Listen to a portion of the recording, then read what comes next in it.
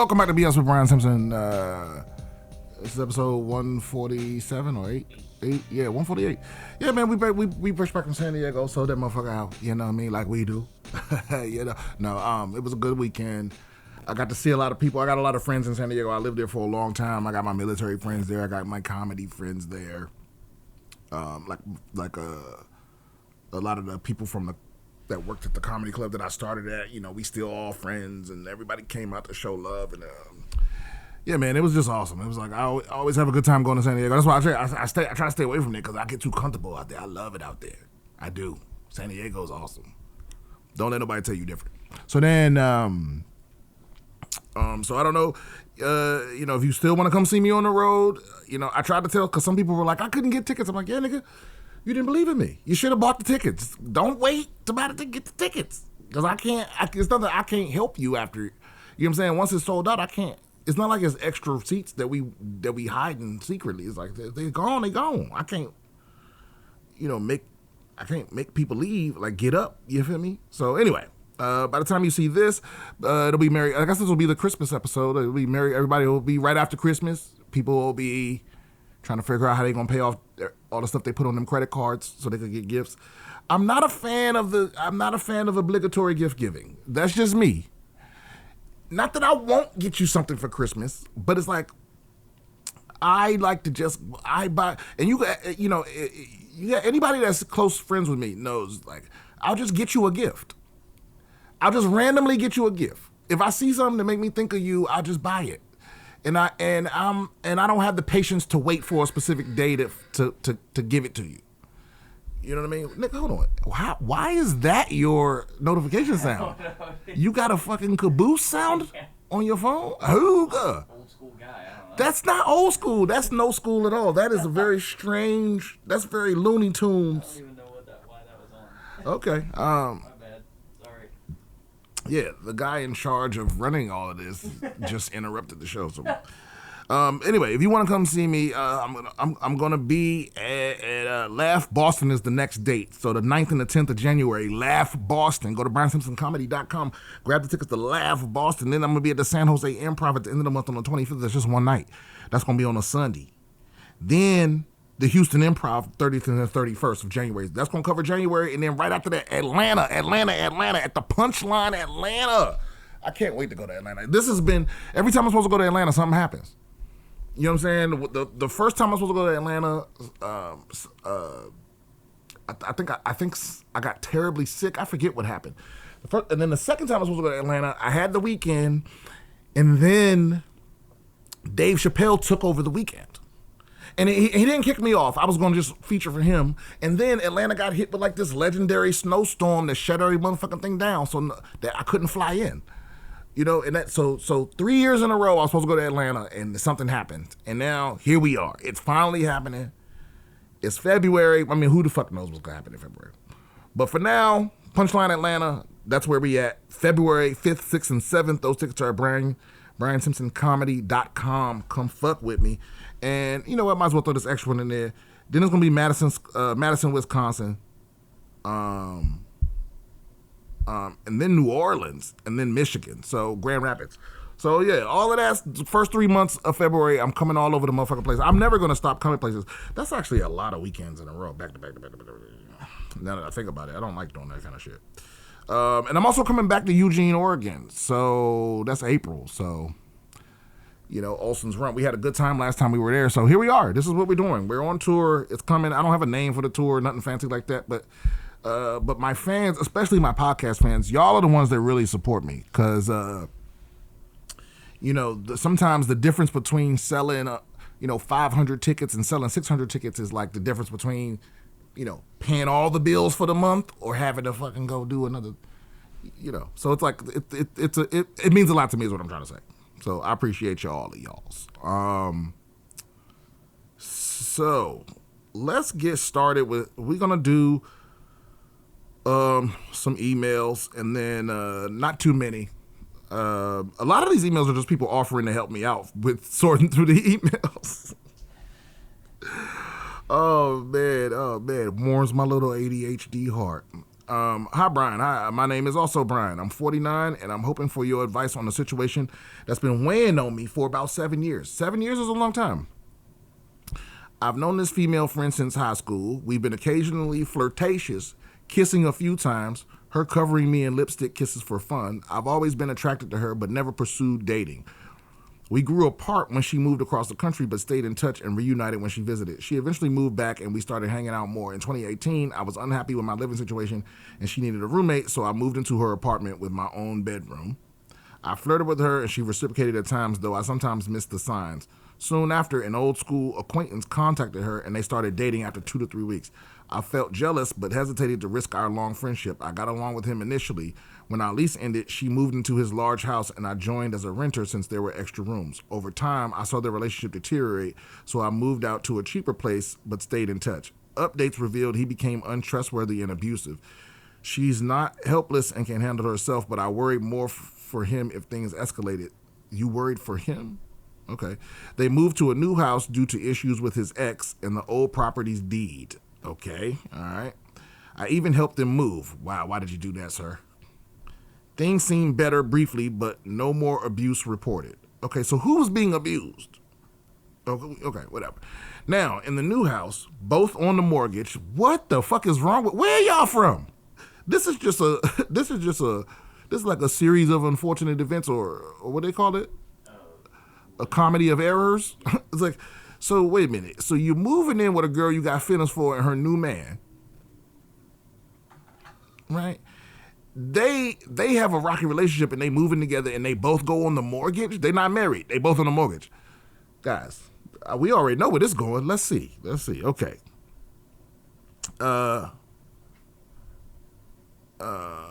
Okay. Now in the new house, he's worsened. Heavy drinking, drugs, yelling, a public near assault while out of town. She got home with friends and multiple suicide attempts with pills. This stresses her immensely as she can't easily leave or evict him. Yeah, no shit. That's why you don't tie yourself financially to someone that you ain't sure about. Like, that's craziness. That's insane to put yourself on a mortgage with a motherfucker that you got a rocky relationship with. That's insane behavior. This girl doesn't make good decisions, sir. I don't know. You say she's not helpless, but I imagine that she needs to be saved quite often. But that's a lot of things to assume about a person, okay? I feel somewhat responsible thinking if I'd expressed my interest, she might not be in this. Well, yeah, she probably wouldn't, but then you would. You know? I've regretted not making a move, especially realizing now she was likely waiting for me. They've been together 6 years, and I don't expect her to jump ship, but I want to tell her I'd like to date if things change and get her perspective on our past. Should I confess my feelings, which she probably suspects, to get it off my chest, or hold back to avoid complicating her situation? Thanks for your thoughts. Best, Brian. Oh, that's a toughie. That's a toughie right there because, when I, in my whimsical, side of me that's like, oh, love is love. Is like, I mean, because we all know the answer. We all know that you should have said something back when you felt something. Because I'm not one of those people that thinks, that thinks that men and women can't be friends. But you can't be friends for someone that you have feelings for, like romantic. Like, I mean, I guess you can like suppress that, but not when it's at a certain level. You know what I'm saying? I mean, once y'all don't, y'all kissing and blah, blah, and living together. Yeah, you should have just said how you felt, like roll them dice back then. Now you are. What you're risking is complicating your life. I don't know this woman. She seems to like her life being complicated because she keeps making choices that make that the case. Because I believe you. I think most of the time, women can tell that you're into them, especially, y'all situation. I think she probably has a feeling that you with him. She's waiting, for you to have the balls to say something, probably. And she still let you move in with her and her new man. You know what I'm saying? Like, God, nah, man, you got you that ship has sailed, sir. I mean, if you're, I'm torn on this one, man. What you think? I don't even know. Maybe moving on might answer here. Yeah. Like, you just gotta move on from this. Yeah, I think you do gotta move on, man, because no, I do know the answer to this, because whenever I'm faced with a tough question, this is just for me personally too. I always hear my mother in my head telling me that nothing is worth your peace of mind. And I forget who said it. Someone else said it a little more poetically than that. They said if it costs you your peace, it's too expensive. And that's really what it is. It's like, yeah, it would be nice to know, like, what if, and maybe you can have that conversation someday, or maybe you can have that conversation on the way out. But to try to jump into something with this already, it would just completely take the peace out of your life, man. And and I'm going through in my personal life something very similar, where it's like I have to let go of certain people and certain things, because it's like it's costing me my peace, and it don't have nothing to do with me for real. You know what I mean? And it's like, I think that ship has sailed, man. You gotta let that shit slide, and you're not gonna listen to me, because you're in love or you feeling something. Because if you weren't, you would have been away from this situation a long time ago. You would have never moved in with them. You know what I'm saying? And I'm not sure why you don't have the balls to say something if that's the way you was feeling. Like, you say you don't want to risk the friendship, but the thing is, if you got secret feelings, it's not really a friendship. It's a prison. It's a prison of your own making. That you're paralyzed with fear. It is like, and it's like, I just think that you dealing with the type of person that don't respect that. I mean, and who even knows if she would be down or not? But I don't think that's worth it. I don't think it's worth getting it. Don't get tunnel vision, my guy. Like, unless you think like, oh, she's the one for me, nobody else compare even close. I don't think that's true. And you got tunnel vision, and you probably are missing out on, you blocking your blessings. It's probably somebody else that's more suited for you, that's into you, and you ignoring them because you into this bitch. And anybody that hears this story that even has a lick of common sense is gonna be like, what the fuck is wrong with you? You know what I'm saying? Why would you even move in the first place? I mean, I'm sure you're learning these lessons because you were smart enough to move out. You know what I mean? But if she's not gonna leave, like, because I get like women wanting you to approach or whatever, but if she was really into you like that, it's like, she's not gonna leave a nigga that's abusive, that is trying to off themselves, getting arrested all the time, got a drinking problem. If that's not gonna drive her into your arms, I don't think you just confessing would do a goddamn thing. You know what I'm saying? It sounds like you're dealing with the type of person that like chaos. They like their life being complicated. You know what I'm saying? It's like that. That's the only reason you would let the nigga that got feelings for you move in with you and your new man in the house that you got on the mortgage with, to a nigga you're not even married to, that got a drinking problem. You know what I'm saying? It's like, think about, like, because the love is one thing, but that's your feelings. But a relationship that's also like a partnership and agreement. Like, think about who you partnering up with. This ain't like Phillip Rivers coming out of retirement after 5 years of not being in the NFL. Was like, oh, I'm just gonna fall back on the veteran. No, this girl is chaos, man. Are you willing to deal with the chaos? I don't know. That sounds like a bad idea to me. I hope that answers your question.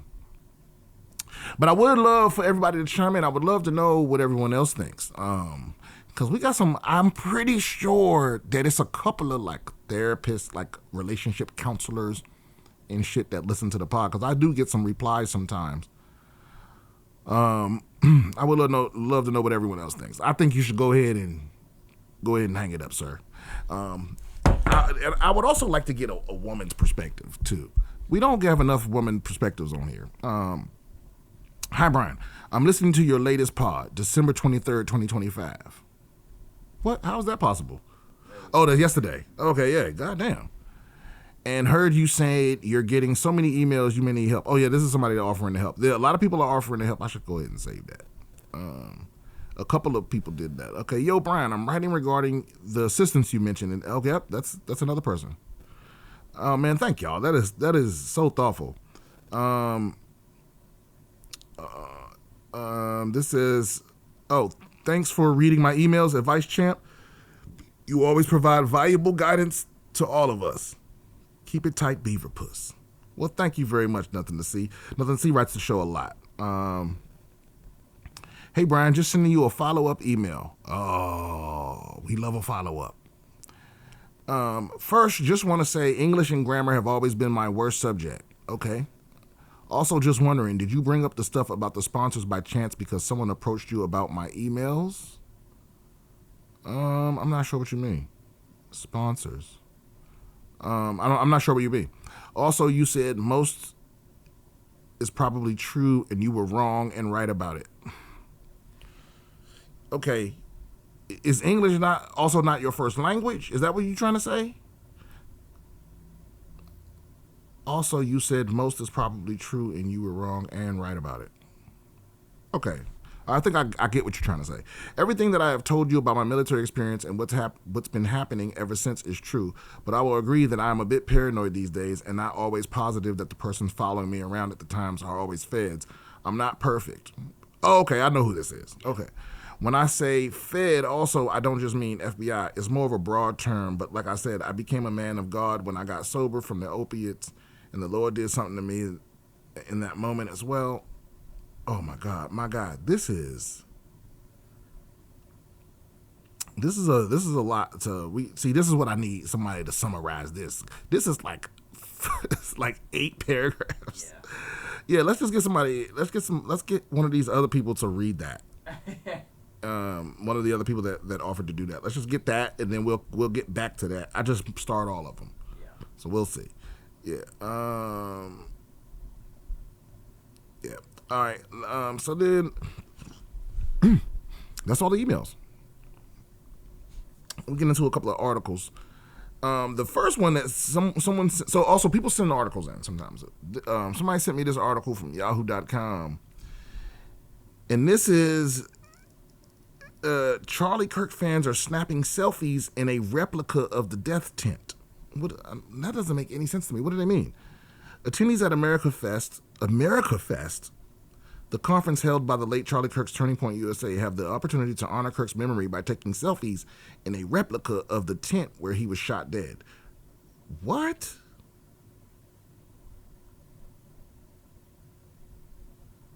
The conference, which is being held in Phoenix, Arizona through December 21st, boasts speakers beloved by the MAGAverse, including Vice President J.D. Vance, Kirk's widow, and new CEO of Turning Point USA, Erica Kirk, Donald Trump Jr., and House Speaker Mike Johnson. Members of Trump's cabinet, including National Intelligence Director Tulsi Gabbard and Transportation Secretary Sean Duffy, also appeared at the event. In addition to its star-studded lineup, the conference boasts a recreation of the Prove Me Wrong tent that Kirk was, a recreation of the Prove Me Wrong tent that Kirk was sitting in when he was shot and killed at the U. Well, wait a minute. Okay, so I don't know if this is fair journalism. Is it just a replica of the tent in the sense that, like, it's the same tent he was always in and you can take a picture in it? Which I don't think is as bad. Like, that's one of the easy things to make it sound bad. But are you saying, like, it's a recreation of the shooting where it's like it's a mannequin of his body right here and his blood over there? Like, what are we talking about here? Because if it's just the tent, I imagine that you could always take pictures in that tent at every one of these. You know what I mean? That seems like a normal thing. But if you're saying, like, oh, they're like reenacting the shooting environment, that's weird to me. But otherwise, this just feels like weird journalism or whatever.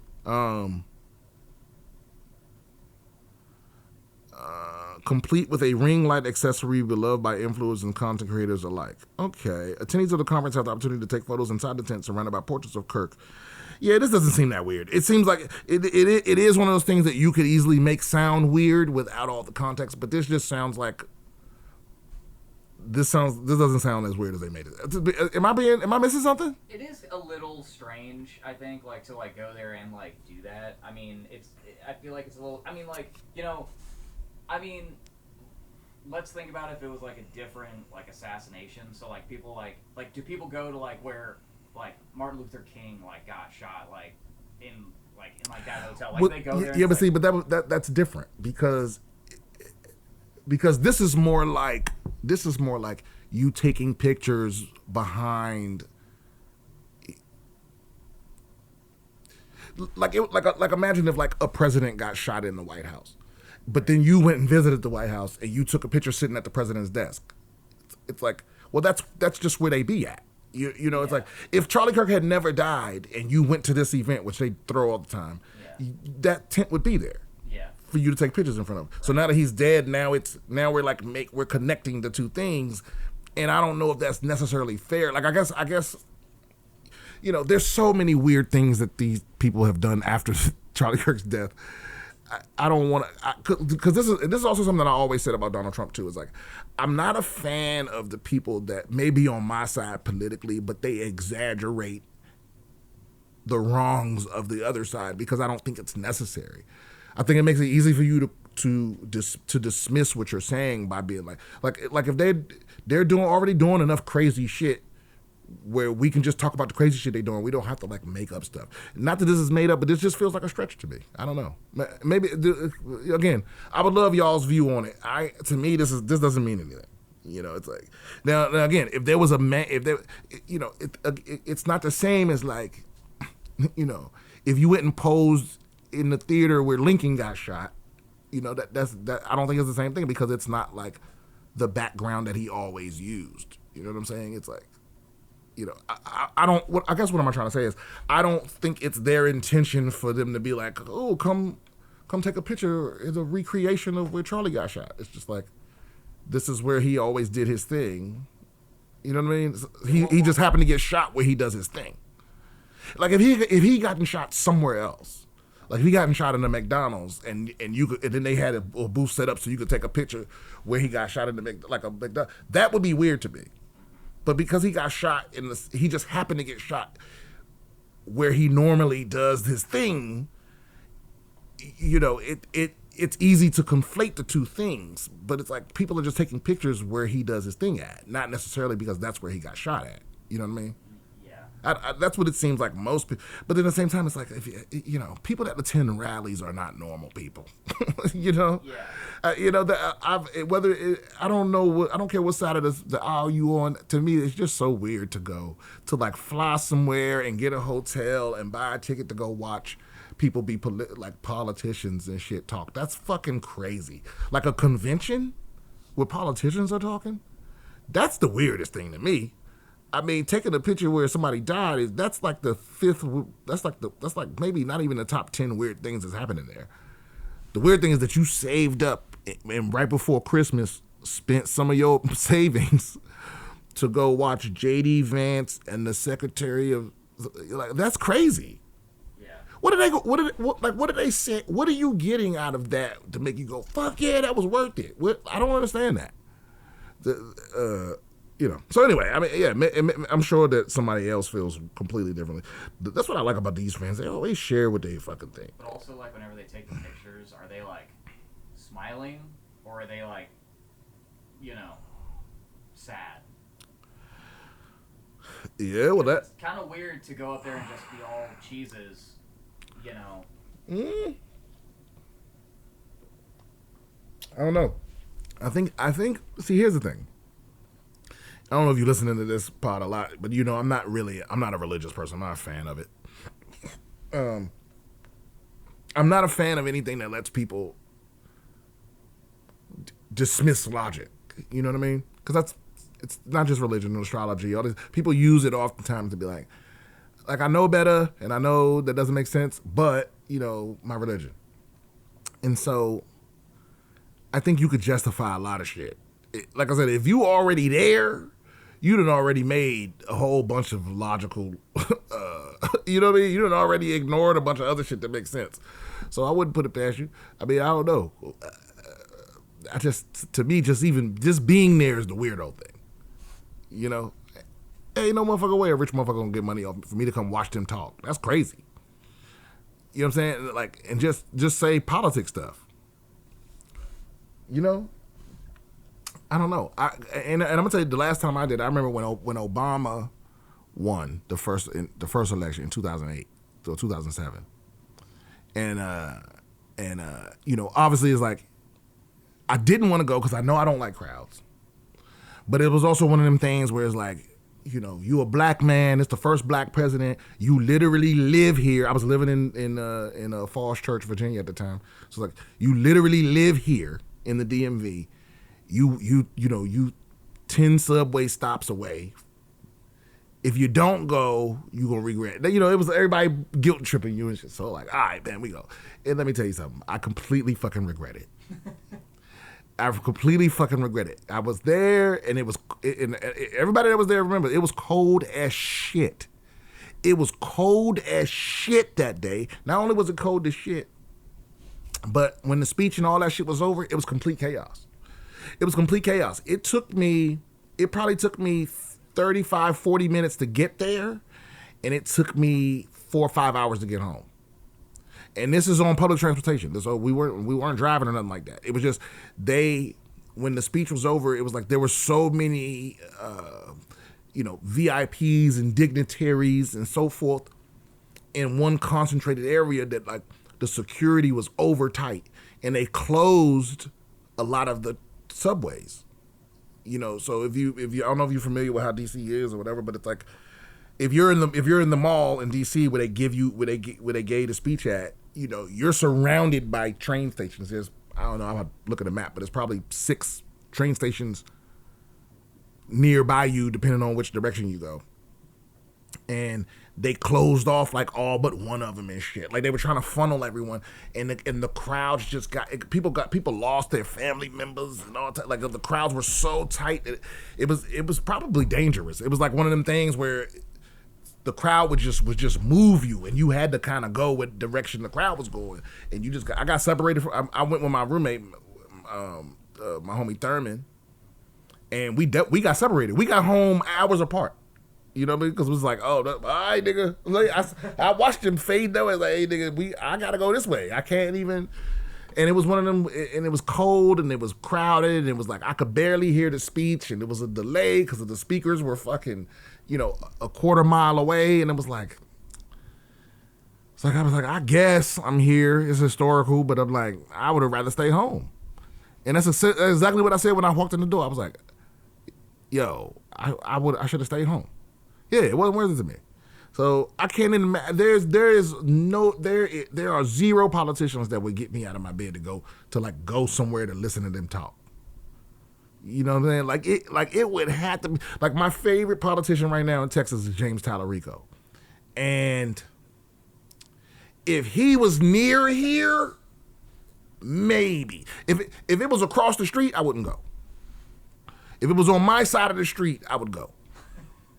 I might go. If it was on my side of the street, I might go. If it was across the street, I'm good. I'll watch it on YouTube or something, you know? But I just can't. I'm just not going to do it. So anyway, some old positive news. 92-year-old, we got the Bev. By the way, these aluminum cups, these are fucking awesome. By Ball, aluminum cup. They might need to sponsor my shit, bro. But that's the way to go. It's like instead of plastic cups, they're aluminum, so they're disposable and recyclable.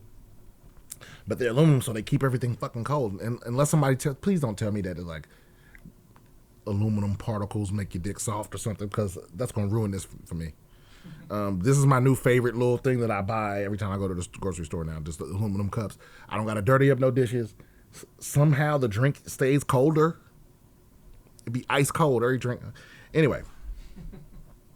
Yeah, I'll never be thirsty in this motherfucking podcast room. So 92-year-old grandmother wins Tekken 8 tournament in Japan. 92-year-old. Now, wait a minute. Was she playing against other old people? December 17th. Okay, a 92-year-old Japanese grandmother showed off her skills at a popular video game, Tekken 8, and was named the winner of an esports tournament. The CARE Esports Association, an organization specializing in video game tournaments for senior citizens. See, there you go. I knew it was something like that. I thought she came in with smashing the grandkids. You beating up other old people, that's not impressive. I mean, it's impressive for you to win a tournament, don't get me wrong. And congratulations to Hisako Sakai. But yeah, you beat other old people. The tournament featured 8 senior citizens ranging in age from 73 to 95 facing off in a virtually held one-on-one Tekken 8 matchups. Sakai defeated 74-year-old Goro Sugiyama in the finals to take the spot in the tournament, which was live streamed on Care Esports YouTube channel. Okay, you know what? I am going to follow that channel. I'm following it right now because I that is fascinating to me. It's all in... Okay, that's a lot. It's all in Japanese, which, you know, we can get past that. But yeah, I do want to see old folks do stuff. But the headline made it seem like that was straight up clickbait. So I'm blocking that website. Because the headline made it. They sized it, as we used to say when I was a youngin.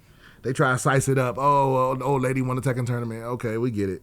She beat other old people, and it was only 8 people. But why I sound like a hater? Like I'm diminishing her but you know what I'm saying? My expectations were through the roof, and you just. You know, and for whatever reason, I'm really more disappointed in myself because I believed it.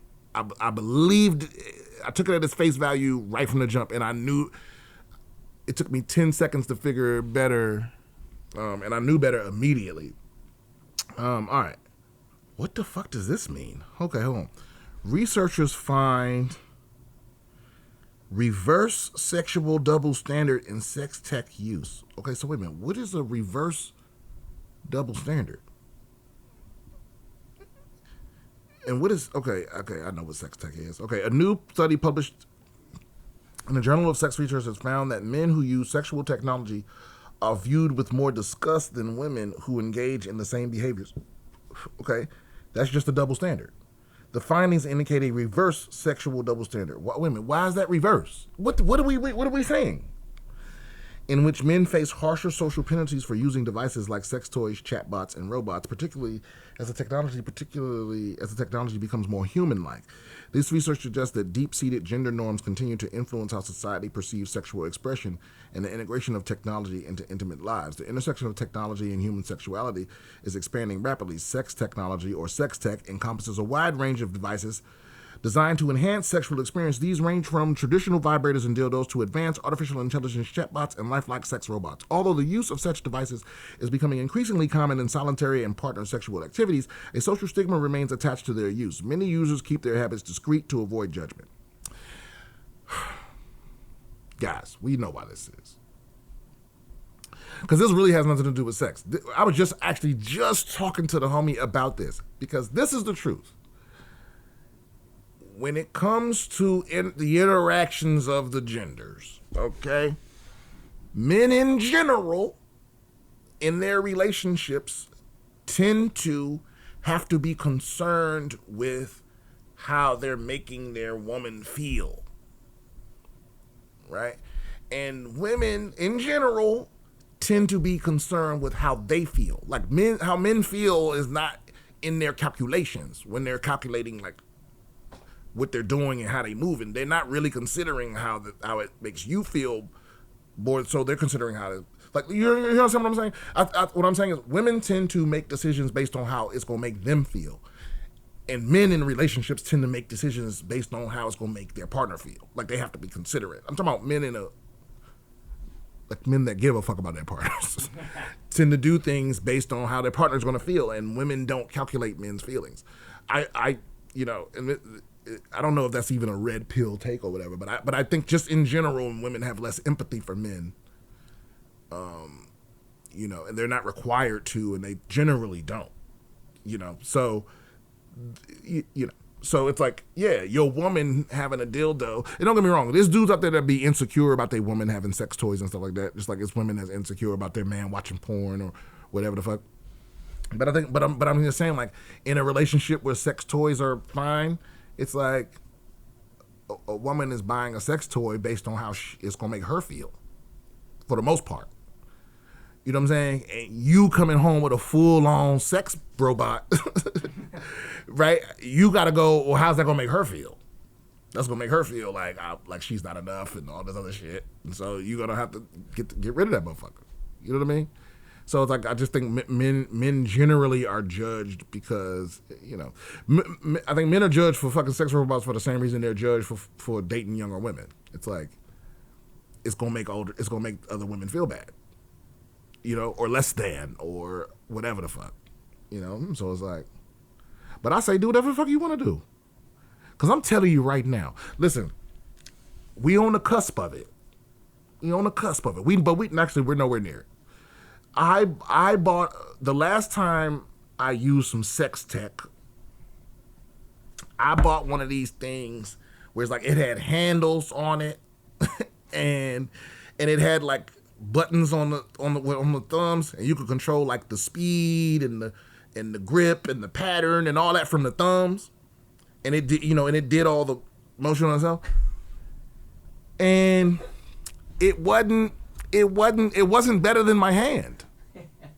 It just felt like much to do about nothing. Like it wasn't cheap. It was probably like $70 or something I spent on this thing, and probably more like $100 because you had to buy the lube. Like basically, it was a thing where like it came with like a little pocket pussy sleeve, and you put a fresh sleeve in the machine, and you held it like this. You know what I'm saying? And I was excited. I was like, yo, I haven't had anything close to like a pocket pussy since I was deployed. So that was like 2003, 2005.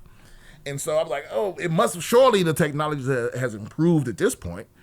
And I ended up throwing that shit in the trash. I was like, this is trash. I used it twice.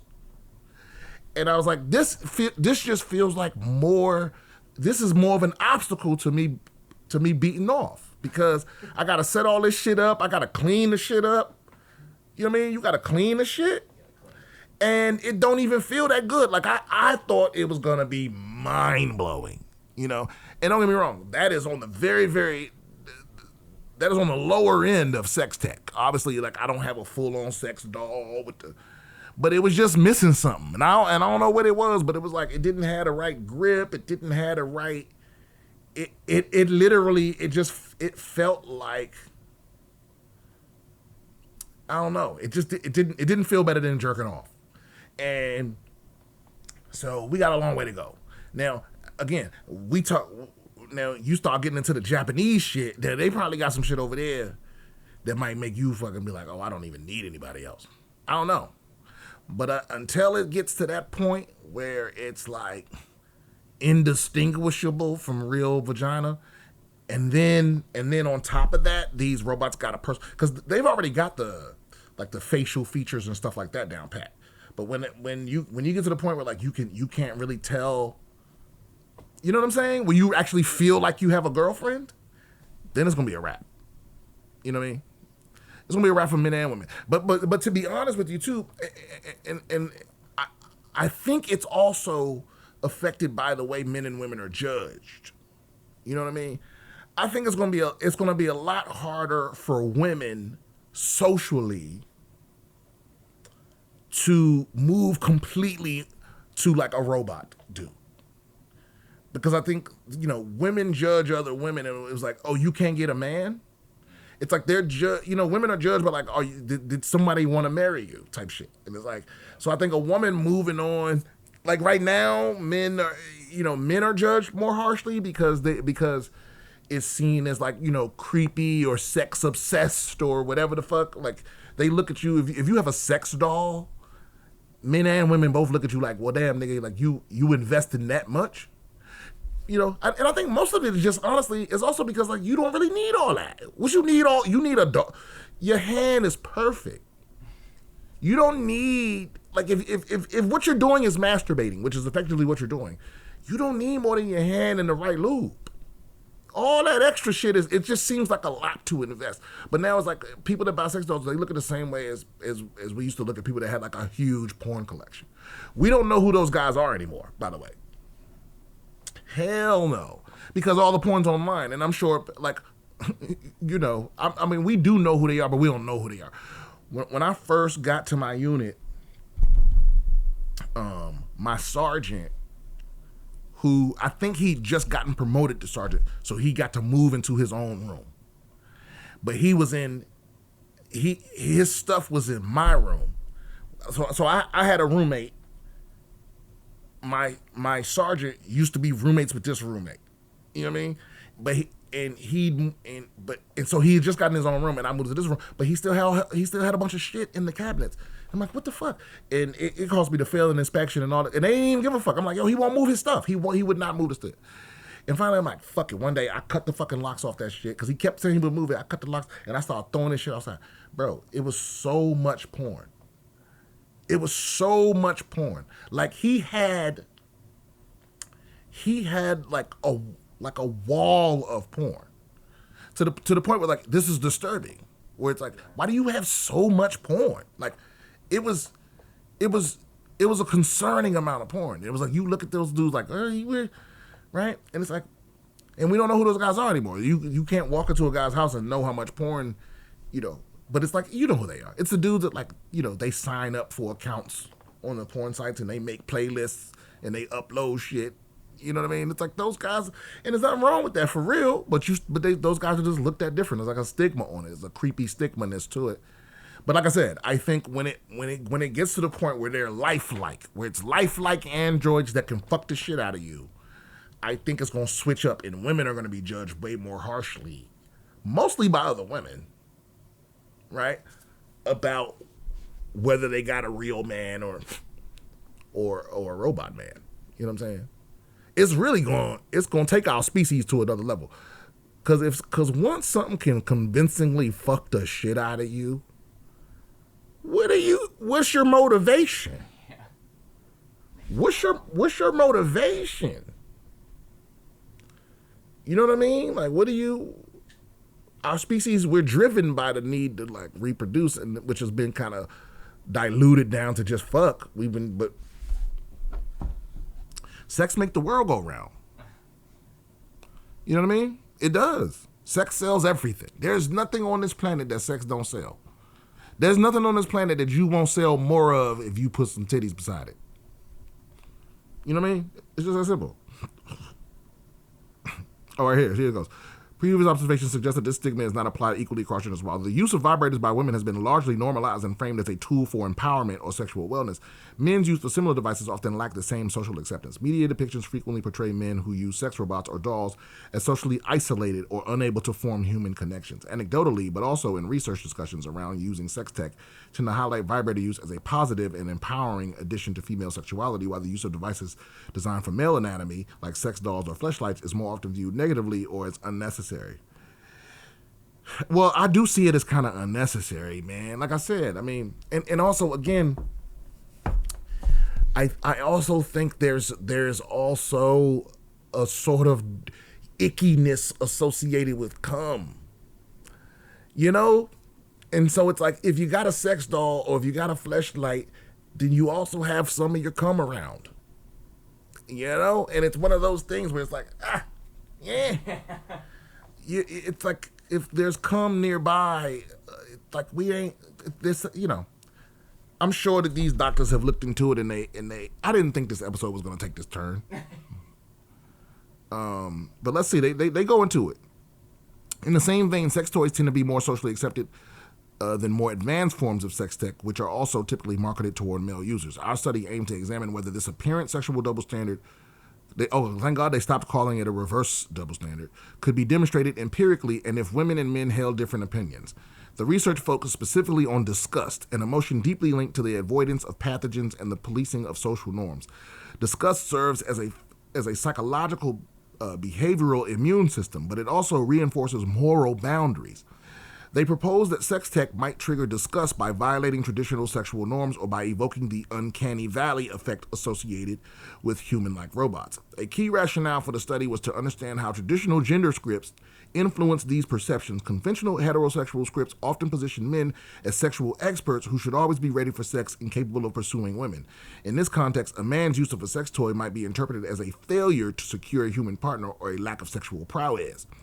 Damn, they put it way better than I did. Okay, to investigate these questions, the researchers recruited a sample of 371 adults through the crowdsourcing platform Prolific. The participants range in age from 18 to 81 years, with an average age of approximately 45. The sample was relatively balanced in terms of gender, consisting of 190 women and 181 men. The majority of participants identified as heterosexual and white. Well, see, now, that's a weird thing to only talk to heterosexuals and white people. But I guess, wherever they're doing this study, whatever. The study employed a survey designed to measure disgust sensitivity in response to specific scenarios. Participants were presented with 6 different items describing a person using sex tech. These scenarios varied based on the gender of the user and the type of technology involved. The 3 types of technology assessed were sex toys, which represent the least human-like option, erotic chat bots, which offer some conversational interaction, and sex robots, which are the most human-like. For each scenario, participants rated how disgusting they found the behavior on a scale from 1 to 7. A rating of 1 indicated not at all disgusting, while a rating of 7 indicated extremely disgusting. This measurement approach was adapted from established scales used to assess disgust sensitivity in other psychological research. The researchers compared these ratings to determine if the gender of the user or the type of device significantly influenced the emotional reaction of the observer. We know the answer.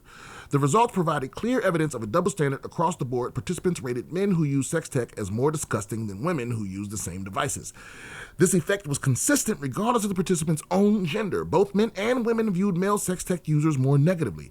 This confirms the hypothesis that men are penalized more heavily for incorporating technology into their sexual lives. Our findings suggest that men who use sex toys, exchange sexual messages with AI companions, or have sex with robots are perceived as more disgusting than women who engage in equivalent acts. This is from scipost.org, by the way, so the psychological magazine. This highlights a troubling double standard that penalizes men for using sexual devices, even though researchers found they can offer both women and men similar sexual benefits. The study also found a clear hierarchy of disgust related to the type of device. Participants rated the use of simple sex toys as the least disgusting behavior. Engaging with an erotic chatbot elicited higher disgusting ratings, and the use of sex robots generated the strongest feelings of disgust. This supports the idea that as sexual technology becomes more human-like, it triggers stronger negative emotional responses. This may be due to the eerie nature of artificial humans or concerns about technology replacing genuine human intimacy. An interaction between the target's gender and the type of device offered further nuance to the findings. The gap in disgust ratings between male and female users was widest regarding sex toys.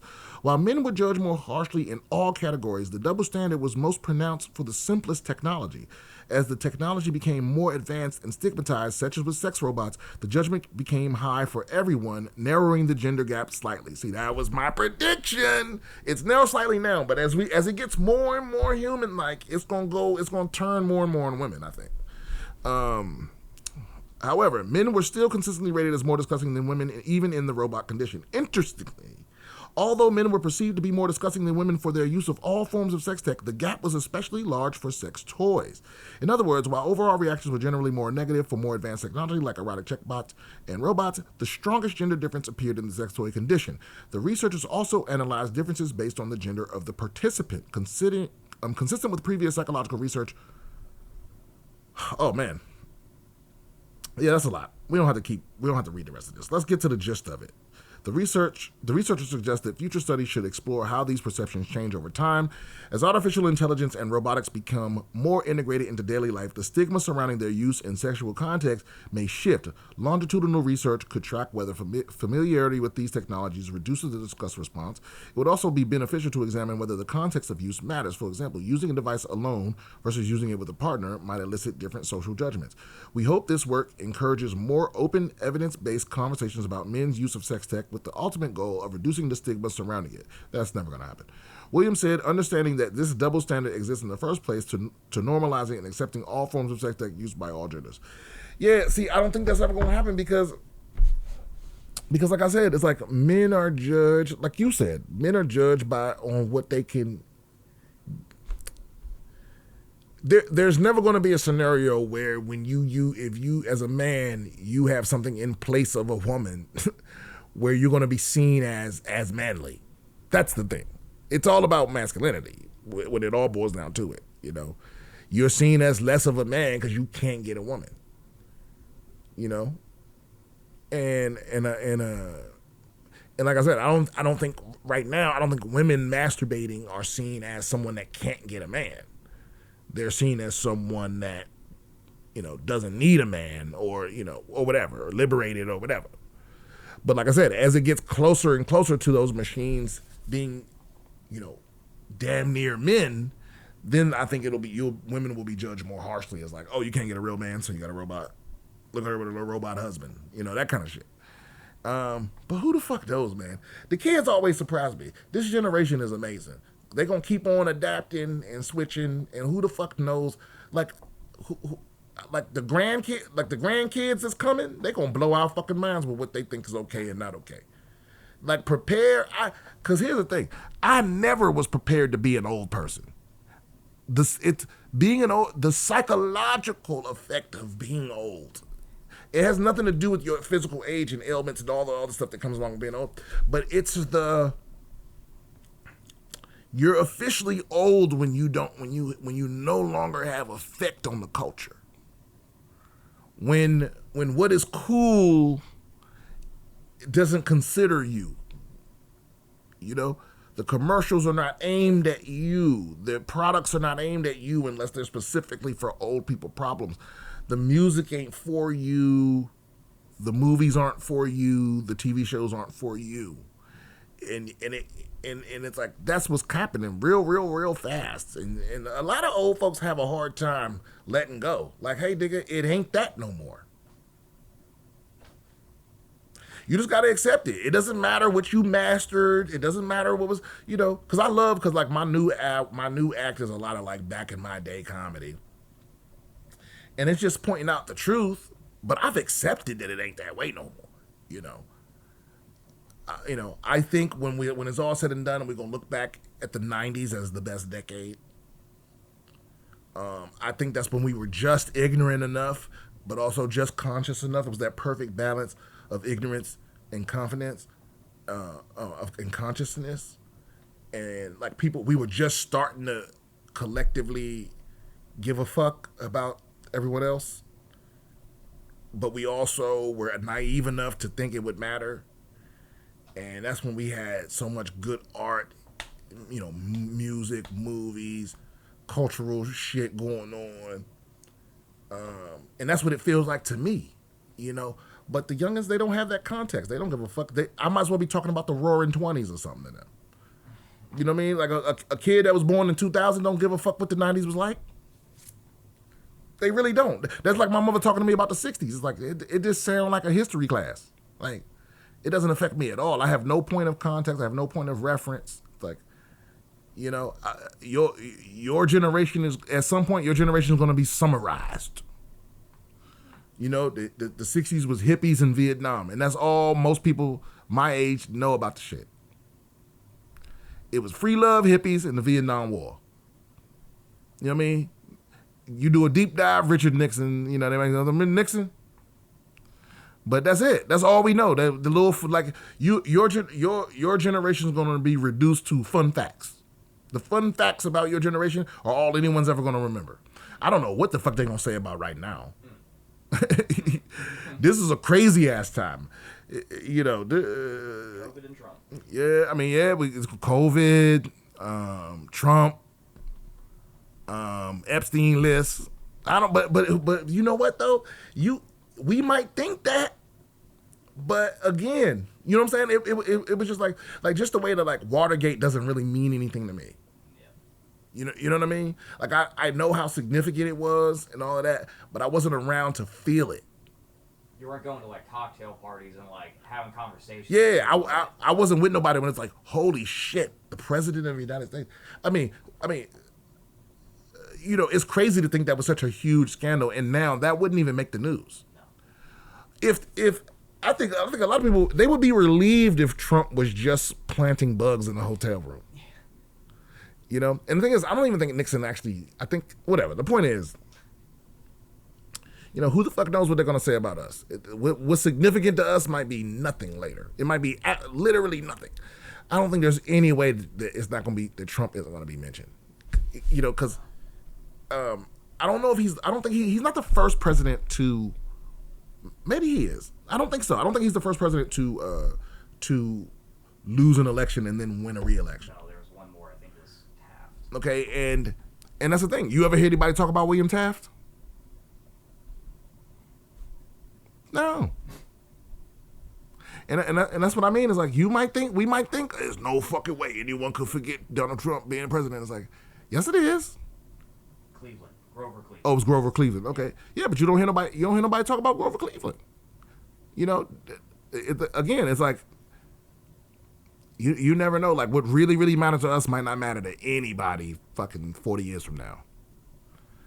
You know, in fact, you know what's funny is you don't hear people talk about most of the presidents.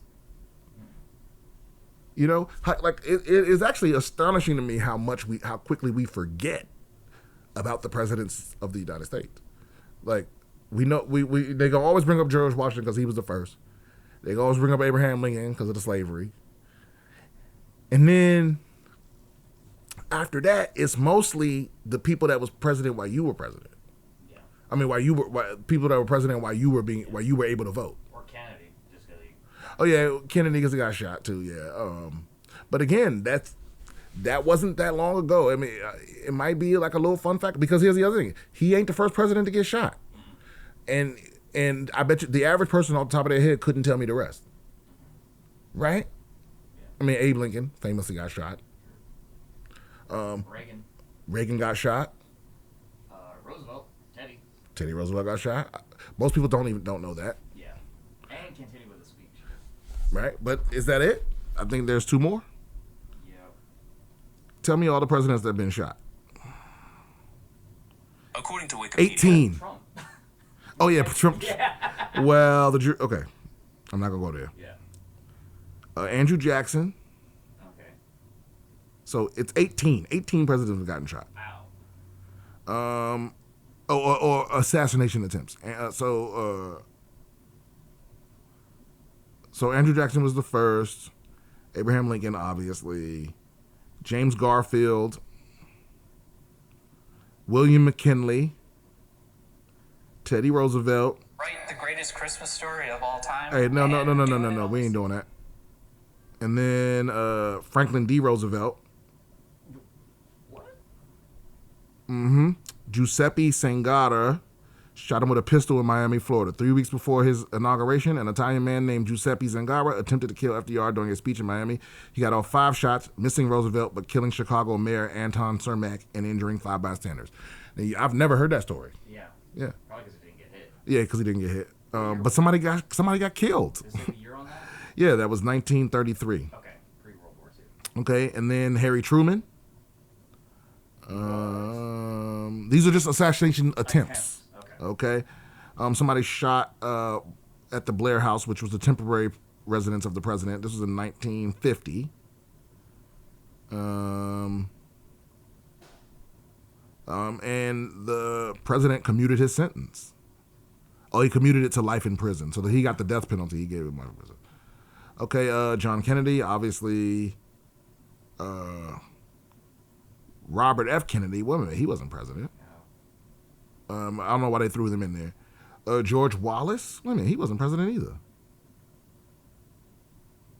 Maybe presidential campaigns? Wait a minute, what is the name of this article? A history of presidential assassination attempts. Okay, so then... Maybe they were campaigning for president, and they lumped it in there. Okay. So let's see. Okay, we had Robert Kennedy, George Wallace, in his campaign for president. Yeah, all these people were campaigning for president at least. Gerald Ford. Mm-hmm. He survived 2 assassination attempts. Jesus. The first in Sacramento was by Lynette Fromm and a Charles Manson follower. Her pistol misfired, and she was convicted and imprisoned. Gerald Ford again. 17 days after Lynette Fromm tried to assassinate Ford, Sarah Moore tried in San Francisco. Damn, women. Dang. Her shot narrowly missed. In 2009, she shared, "We were saying the country needed to change. The only way it was going to change was a violent revolution. I genuinely thought that shooting Ford might trigger that new revolution in this country." Ronald Reagan, obviously. Washington, D.C. Bill Clinton.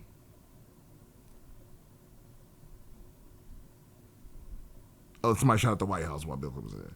George W. Bush. Grenade. The shoe attack. He was in the Republic of Georgia. Somebody threw a grenade at President Bush, and Georgian President Mikhail the grenade, which landed around 61 feet from the president, didn't detonate. I ain't even heard about that. Barack Obama. I think that's another one, somebody shooting at the White House. Donald Trump, Butler, Pennsylvania. And Oh, I think Donald Trump has 2.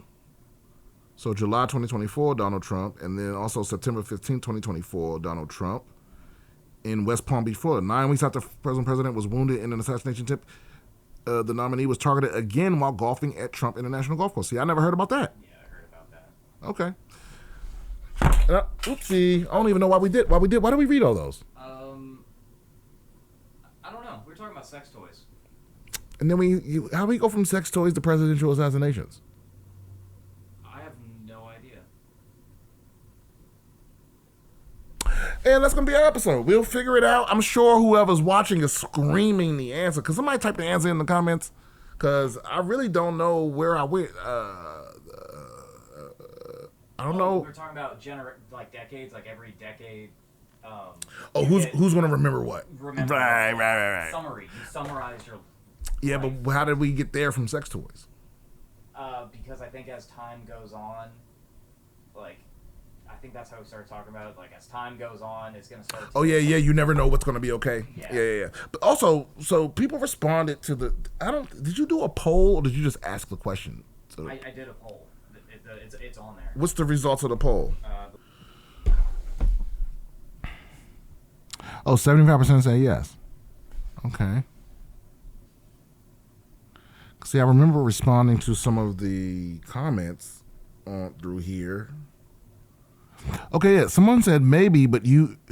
So we put up a poll asking if you supported mandatory DNA testing at birth. Someone wrote, maybe, but you'd be silly to think that the conspiracies won't come right behind. I'm not sure what the fuck that means. I'm like, hell yeah, it's 100% first. Okay. Sure, and insert a microchip while you're at it. That doesn't make any sense to me either. What do you...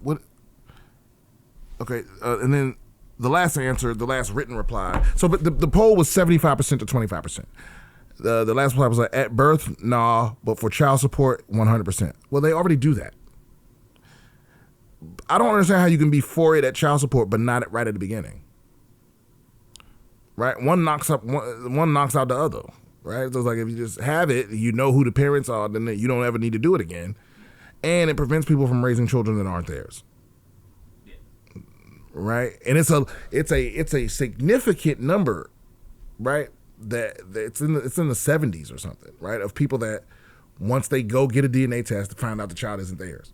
That's crazy. So, that was the poll. My mom wanted me to ask y'all. So that was the result of the poll, Mom. 75% with 92 votes. 75% say yes, they're in favor. 25% say no. Right? And which means you have to absolutely not fuck those people. All right, guys, we'll see y'all next week. Thanks for tuning in. Keep it tight, beaver puss. Oh, wait a minute. Don't forget, if you want advice from the advice champ, email me at bswithbriansimpson@gmail.com. Email me at bswithbriansimpson@gmail.com. If you want advice from the advice champ, come buy tickets at briansimpsoncomedy.com. Like, share, subscribe, all that.